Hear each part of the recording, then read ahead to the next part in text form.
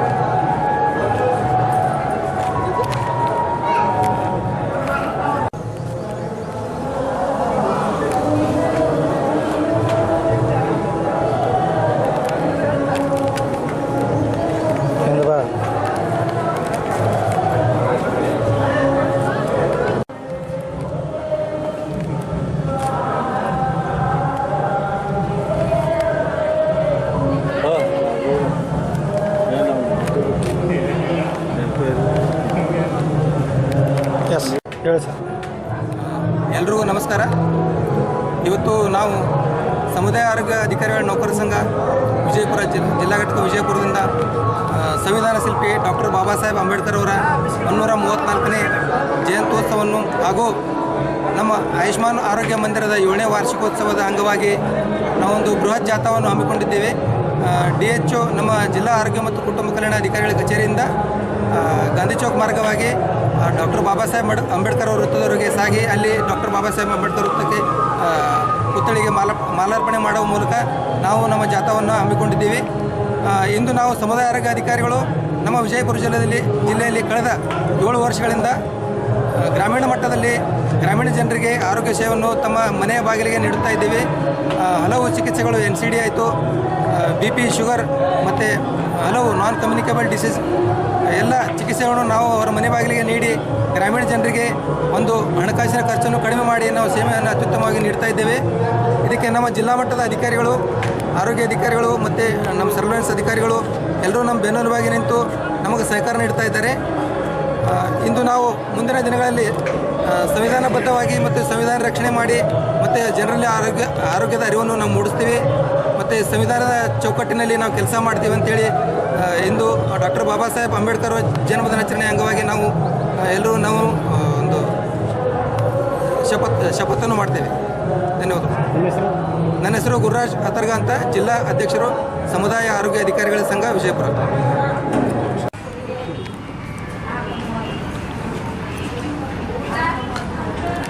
Bag ಮಾಡ್ಲತ್ತ ಹೇಳೋದು ನಿಮ್ಗೆ bag ಯಾವತ್ತು ಹೆಂಗೆ ಬೆನ್ನಿಗೆ ಮಾತಾಡೋದ್ರ ಗಣೇಶ್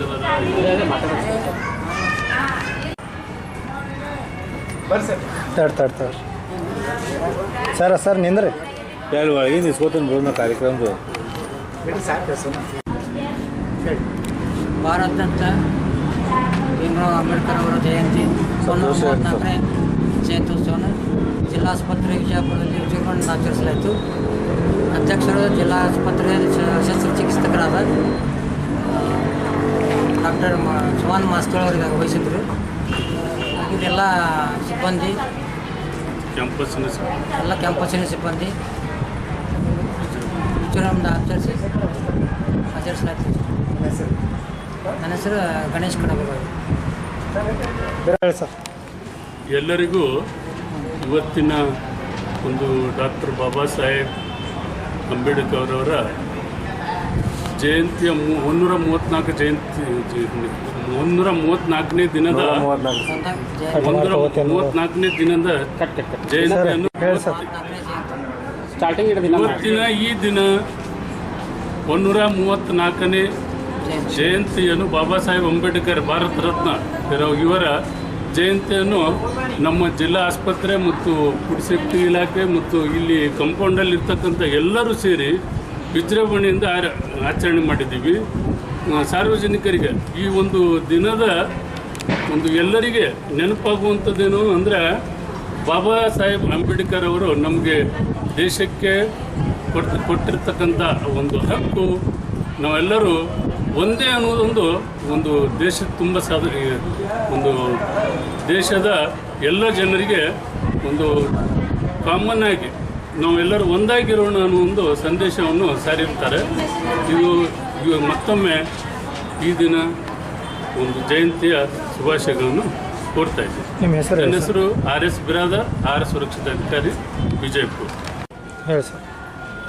ಎಲ್ಲರಿಗೂ ನಮ್ಮ ಹಬ್ಬ ಡಾಕ್ಟರ್ BR ಅಂಬೇಡ್ಕರ್ ಅವರ ಜಯಂತಿ ಶುಭಾಶಯಗಳನ್ನು ತಿಳಿಸುತ್ತಾ, ಇಂದು ದಿನಾಂಕ 14/4/2025ರಂದು ನಮ್ಮ ಜಿಲ್ಲಾ ಆಸ್ಪತ್ರೆಯ ಆವರಣದಲ್ಲಿ ಎಲ್ಲ ಸಿಬ್ಬಂದಿ ವರ್ಗದವರು ಜೊತೆಗೆ ಇಲಾಖೆಯ ಎಲ್ಲ ವರ್ಗದವರ ಸಹಯೋಗದೊಂದಿಗೆ ಅತಿ ವಿಜೃಂಭಣೆಯಿಂದ ಡಾಕ್ಟರ್ BR ಅಂಬೇಡ್ಕರ್ ಅವರ ಜಯಂತಿಯನ್ನು ಆಚರಣೆ ಮಾಡಲಾಯಿತು. ಈ ಕಾರ್ಯಕ್ರಮದ ಅಧ್ಯಕ್ಷತೆಯನ್ನು ಜಿಲ್ಲಾ ಆಸ್ಪತ್ರೆಯ ಜಿಲ್ಲಾ ಶಸ್ತ್ರಚಿಕಿತ್ಸಕ ಡಾಕ್ಟರ್ ಶಿವಾನಂದ ಮಾಸ್ತಿ ಸರ್ ಅವರು ವಹಿಸಿಕೊಂಡಿದ್ದರು. ಜೊತೆಗೆ ಇಲ್ಲಿ ಇರ್ತಕ್ಕಂಥ ಎಲ್ಲ ವೈದ್ಯಾಧಿಕಾರಿಗಳು ಹಾಗೂ ನರ್ಸಿಂಗ್ ಕಾಲೇಜಿನ ಎಲ್ಲ ಉಪನ್ಯಾಸಕ ವರ್ಗದವರು, ವಿದ್ಯಾರ್ಥಿಗಳು, ಜೊತೆಗೆ ಸಾರ್ವಜನಿಕರು ಕೂಡ ಈ ಒಂದು ಜಯಂತಿ ಕಾರ್ಯಕ್ರಮದಲ್ಲಿ ಭಾಗವಹಿಸಿದರು. ವಿಶೇಷವಾಗಿ ಈ ಒಂದು ಈ ನಾಡಿಗೆ, ಈ ಜಗತ್ತಿಗೆ, ಈ ದೇಶಕ್ಕೆ ಸಂವಿಧಾನವನ್ನು ಕೊಟ್ಟಂಥ ಮಹಾತ್ಮ ಎಲ್ಲರನ್ನು ಸಾಮಾಜಿಕವಾಗಿ, ಆರ್ಥಿಕವಾಗಿ, ಶೈಕ್ಷಣಿಕವಾಗಿ ಬಲವರ್ಧನೆಗಾಗಿ ಒಂದು ಸಂವಿಧಾನವನ್ನು ಕೊಟ್ಟಂಥ ಮಹಾತ್ಮರ ಸ್ಮರಣೆಯನ್ನು ಈ ಒಂದು ಜಿಲ್ಲಾ ಆಸ್ಪತ್ರೆಯಲ್ಲಿ ಆಚರಣೆ ಮಾಡಲಾಯಿತು. ಹಾಗಾಗಿ ಮತ್ತೊಮ್ಮೆ ಡಾಕ್ಟರ್ ಬಾಬಾ ಸಾಹೇಬ್ ಅಂಬೇಡ್ಕರ್ ಅವರ ಹಾಕಿಕೊಟ್ಟಂಥ ಮಾರ್ಗವನ್ನು ಶಿಕ್ಷಣ, ಸಂಘಟನೆ, ಹೋರಾಟದೊಂದಿಗೆ ನಾವೆಲ್ಲರೂ ಕೂಡ ಇರಬೇಕಾಗತ್ತೆ. ನಮ್ಮನ್ನು ಈ ಒಂದು ನಾಡಿಗೆ ಎಲ್ಲ ರೀತಿಯ ಎಲ್ಲ ಜನಾಂಗದ ಸರ್ವ ಧರ್ಮ ಒಂದು ಏಳಿಗೆಗಾಗಿ ದುಡಿದು ಅವರು ಒಂದು ಈ ಭಾರತ ದೇಶಕ್ಕೆ ಭಾರತ ರತ್ನ ಒಂದು ಅಂತಕ್ಕಂಥ ಒಂದು ಸಂದೇಶವನ್ನು ನಾವು ಸಾರಬೇಕಾಗಿತ್ತೆ. ಹಾಗಾಗಿ ನಮ್ಮ ಎಷ್ಟೇ ವಿಷಯಗಳನ್ನು ಕೂಡ ಡಾಕ್ಟರ್ ಬಾಬಾ ಸಾಹೇಬ್ ಅಂಬೇಡ್ಕರ್ ಅವರ ತತ್ವ ಸಿದ್ಧಾಂತಗಳನ್ನು ನಾವು ಜೀವನದಲ್ಲಿ ಅಳವಡಿಸಿಕೊಂಡಿದ್ದೇ ಆದರೆ ಇವತ್ತು ನಾವೆಲ್ಲರೂ ಕೂಡ ಭಾರತೀಯರು, ನಾವೆಲ್ಲರೂ ಕೂಡ ಈ ದೇಶ ಹೆಮ್ಮೆಯ ಪುತ್ರರು ಅಂತಕ್ಕಂಥ ಸಂದೇಶವನ್ನು ನಾವು ನೀಡಬೇಕಾಗೈತೆ. ಮತ್ತೊಮ್ಮೆ ಡಾಕ್ಟರ್ ಭೀಮರಾವ್ ರಾಮ್ಜಿ ಅಂಬೇಡ್ಕರ್ ಅವರ 134ನೇ ಜಯಂತಿ ಶುಭಾಶಯಗಳನ್ನು ತಿಳಿಸುತ್ತಾ ನನ್ನ ಹೆಸರು ಸುರೇಶ್ ಹೊಸಮನಿ, ಜಿಲ್ಲಾ ಆರೋಗ್ಯ ಶಿಕ್ಷಣಾಧಿಕಾರಿಗಳು, ವಿಜಯಪುರ.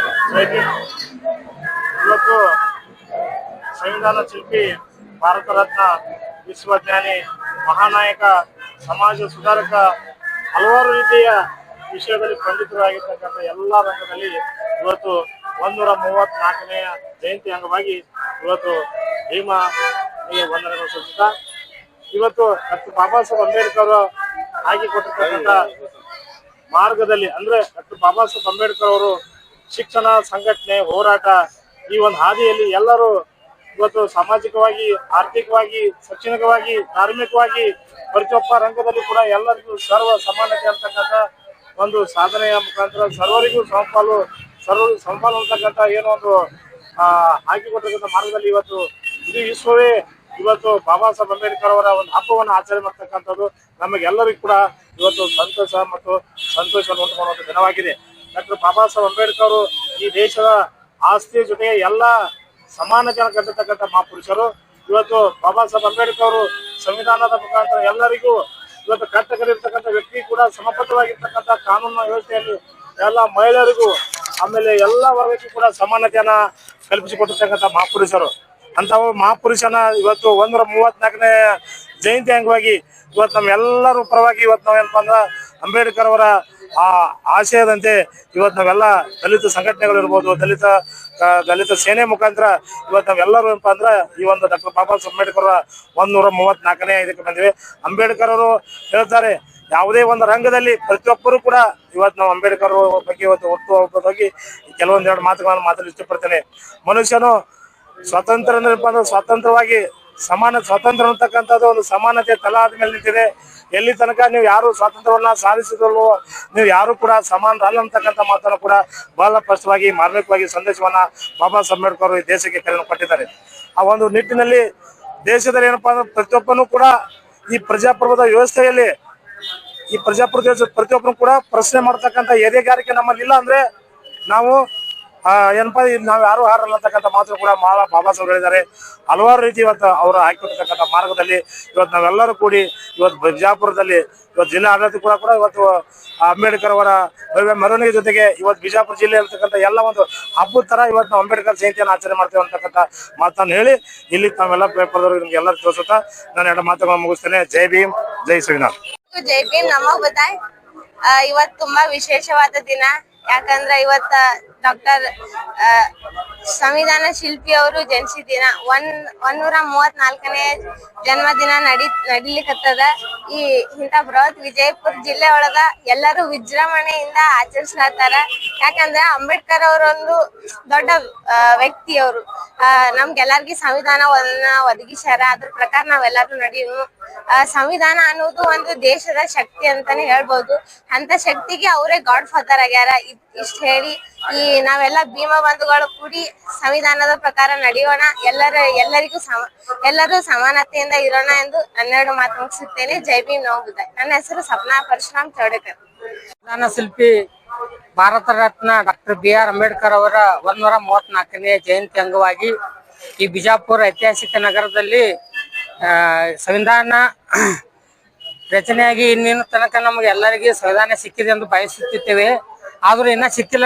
ಸಿಗಬೇಕಾದ್ರೆ ನಾವು ನೀವು ಎಲ್ಲರೂ ಒಕ್ಕಟ್ಟಿನಿಂದ ಈ ಜಯಂತಿಯನ್ನು ಹಬ್ಬವನ್ನಾಗಿ ಆಚರಣೆ ಮಾಡುತ್ತಾ ಬಂದಿದ್ದಾದ್ರೆ ಎಲ್ಲರ ಮನದಲ್ಲಿ ಬರಬೇಕೆಂದು ಇಟ್ಟು ಹೇಳಿ ನಾನು 2 ಮಾತು ಮುಗಿಸುತ್ತೇನೆ.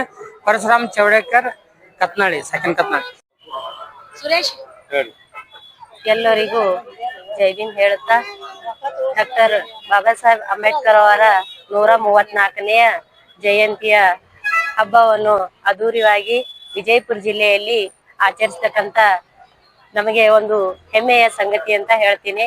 ಇದು ಮಹಿಳೆಯರಿಗೆ ಕೊಟ್ಟಂತ ಬಾಬಾ ಸಾಹೇಬ್ರವರ ಕೊಡುಗೆ ತುಂಬಾ ಅದ್ದೂರಿಯಾಗಿ ತಮ್ಮ ದಿನನಿತ್ಯದ ಜೀವನದಲ್ಲಿ ಮಹಿಳೆಯರನ್ನು ಮನೆಯಿಂದ ಹೊರಗೆ ಬಂದು ತಮ್ಮ ಸಾಧನೆಗಳನ್ನು ಹುರಿದುಂಬಿಸುವ ಕೆಲಸದಲ್ಲಿ ಈ ಒಂದು ಆಚರಣೆಯನ್ನು ಮಾಡ್ತಕ್ಕಂಥದ್ದು.